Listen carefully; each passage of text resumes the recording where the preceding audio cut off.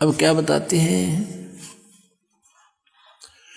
जब ये प्राणी दरबार में खड़ा होता, धर्मराज के दरबार में, उसमें फिर इसे पूछा जाता है कि तू यहाँ से एक वायदा करके गया था, प्रतिज्ञा करके गया था कि अब के भक्ति करूँगा, बकवाद नहीं करूँ, तूने वो काम किया नहीं जो उद्देश्य लेकर गया था। तो ये जीव क्या कहता है वहाँ पर, ये न्यू बहाना मिलाता है कि हे भगवान, मुझे किसी ने बताया नहीं, वह तो भूल पड़ गई, किसी ने नहीं कहा भक्ति कर ले, किसी ने नहीं कहा राम नाम रटना चाहिए। तब परमात्मा क्या दिखाता है कि उसको कोई भक्त, जैसे आप जी अपने रिश्तेदार को, अपने भाई मित्र बहन सखी सहेली को, आप सबको कोशिश करते हो कि भगवान की भक्ति कर लो, मनुष्य जीवन बार बार नहीं मिलता, आप खूब चेष्टा करते हो, और वो क्या करता है, वो क्या कहता है बहन या भाई कि मुझे समय नहीं, अभी समय नहीं है, फिर देखेंगे फिर देखेंगे, और पीछे तो औरों के सामने नो कहता है ये तो मेंटल हो लिए, तीसरे दिन बरवाड़ा बैठे रहते हैं, इनका तो नाश होगा। तो वो अपने आप में चतुर्गणे बन रहे हैं, तो नहीं सुनते हैं। फिर वो धर्मराज के दरबार में जब खड़े होते हैं तब ये बहाना मिलाते हैं कि जी हमें किसी ने हमारे को बताया नहीं। तो उस समय परमात्मा अपने उलाने में नहीं रहते, वो सबके पास संदेश भिजवाते हैं, चाहे कोई जंगल में रह रहा है किसी ना किसी माध्यम से। तो उस समय परमात्मा क्या करते हैं, वो उसकी वीडियो फिल्म मूवी शुरू कर देते हैं, क्योंकि प्रत्येक प्राणी के अंतःकरण में, कोड वर्डों में पूरे जीवन की घटनाएं अंकित होती रहती हैं। उसको चित्रगुप्त बोलते हैं, चित्रगुप्त यानी साइलेंट फिल्म बनती रहती है गुप्त रूप में, और प्रत्येक प्राणी की है उसके पास असंख्यों जन्मों की अंदर कोड वर्डों में। जैसे आजकल आप देखते हो एक चिप है, छोटी सी चिप होती है, मोबाइल में डालते हैं और उसमें मन 50 घंटों का सत्संग विद्यमान होता है, इतनी को। और ये तो एक मैन मेड और ये गॉड मेड, तो उसने तो पता नहीं क्या बना दे। तो कहने का भाव ये है कि अब परमात्मा के विधान को समझने के लिए हमने इस साइंस ने घनी सुविधा कर दी। अब हम यहाँ बोल रहे हैं, सुन रहे हैं, कहीं और बीच में वायर भी नहीं, तार नहीं। अब यहाँ से फैक्स करते हैं, बीच में कुछ भी नहीं है, फैक्स दूसरे के कंप्यूटर में पहुँच जाता है, ईमेल पहुँच जाती है, ये कैसे? तो इसी प्रकार परमात्मा ने पहले ही प्रत्येक प्राणी के साथ ये सिस्टम अंदर ही फिट कर रखा है सबके।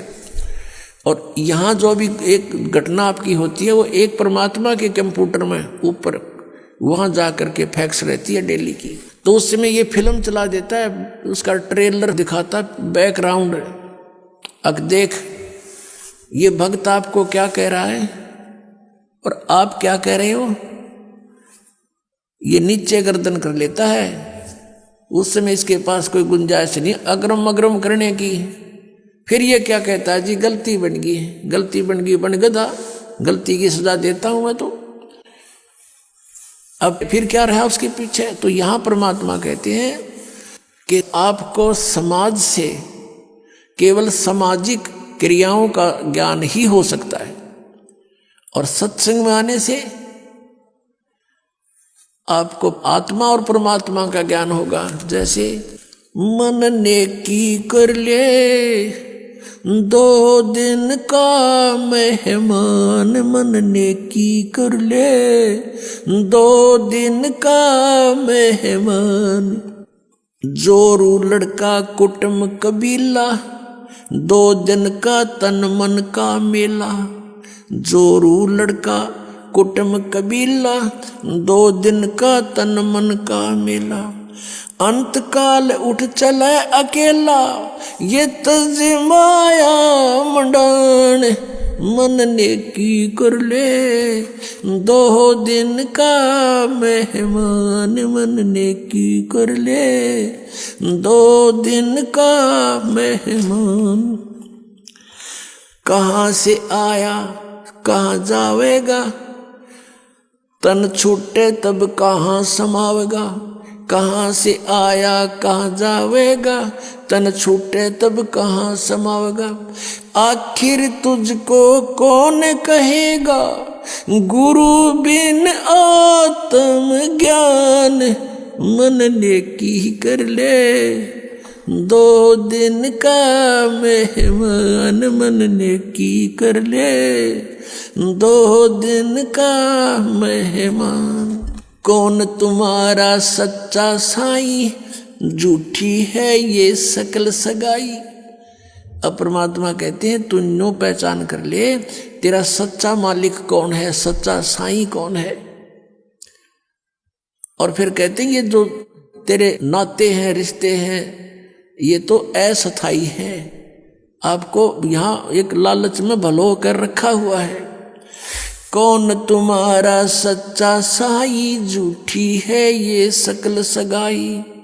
चलने से पहले सोच रे भाई, कहाँ करेगा विश्राम, मन नेकी कर ले, 2 दिन का मेहमान, मन नेकी कर ले, 2 दिन का मेहमान। हर हट माल पनगट जो भरीता, आवत जात बरे और रीता, जुगन जुगन तू मरता जीता, करवा ले रे कल्याण, मन नेकी कर ले, 2 दिन का मेहमान, मन नेकी कर ले, 2 दिन का मेहमान। 184 की सह तरासा, ऊंच नीच घर लेता बासा। 184 की सह तरासा, ऊंच नीच घर लेता बासा।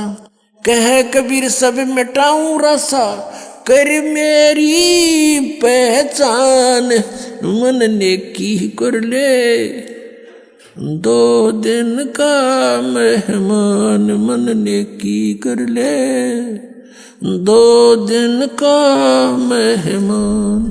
184 की सह तरासा, ऊंच नीच घर लेता बासा। 184 की सह तरासा, ऊंच नीच घर लेता बासा। कह कबीर सब मिटाऊं रासा, कर मेरी पहचान, मन नेकी कर ले, 2 दिन का मेहमान, मन नेकी कर ले, 2 दिन का मेहमान। अपने आत्माओं, हम बहुत ही अनजान हो चुके हैं, भगवान से दूर हो लिए, और हम इस काल के इन नकली चोचलों में घने रंगे जा चुके हैं। हम अपने परमात्मा को पहचान नहीं पा रहे। अब परमात्मा आए, आप देखोगे इतना मोटा कबीर सागर है, कबीर साहब की वाणी, कबीर साखी न्यारी रहेगी, कबीर बीजक अलगत है, और कबीर साहब की शब्दावली न्यारी।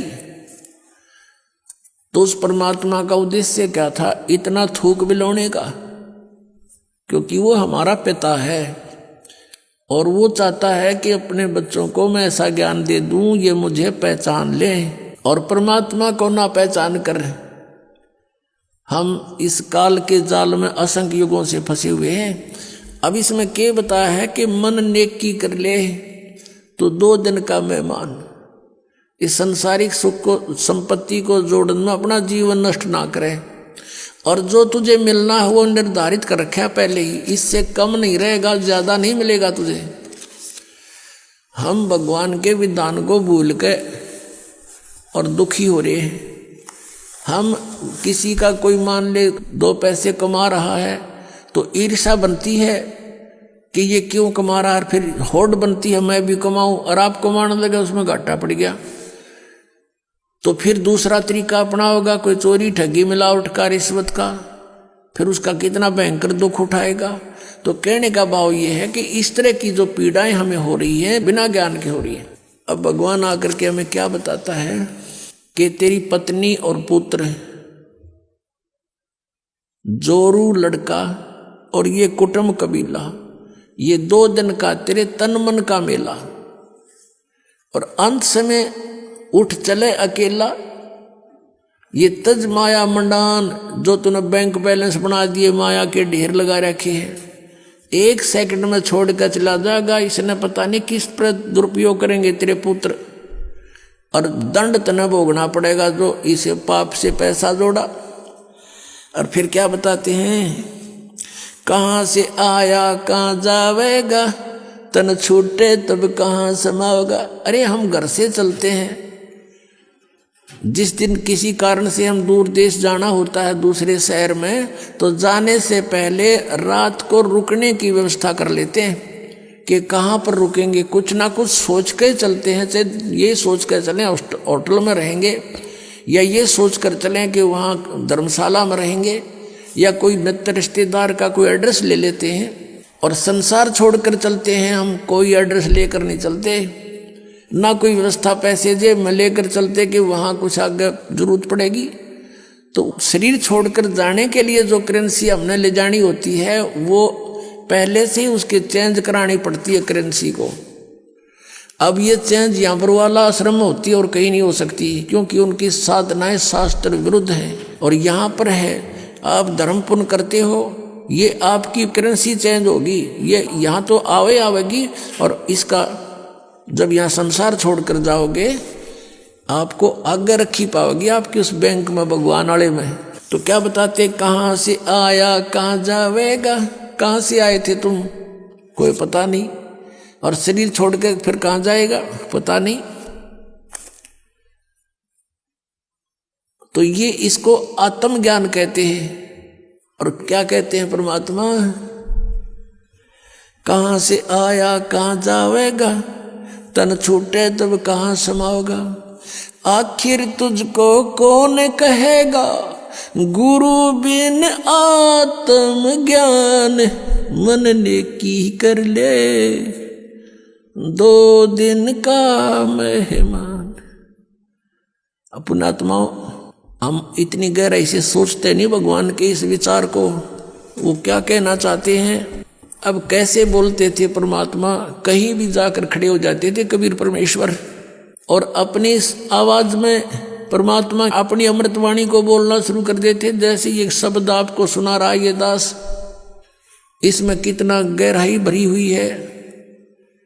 कहते हैं कि तू संसारिक व्यवहारिक लोगों से संपर्क में है, और वो तुझे केवल व्यवसाय की ट्रेनिंग ही दे सकते हैं, व्यवहारिक बातें ही बता सकते हैं, तो कितने अच्छी आत्माएं हैं।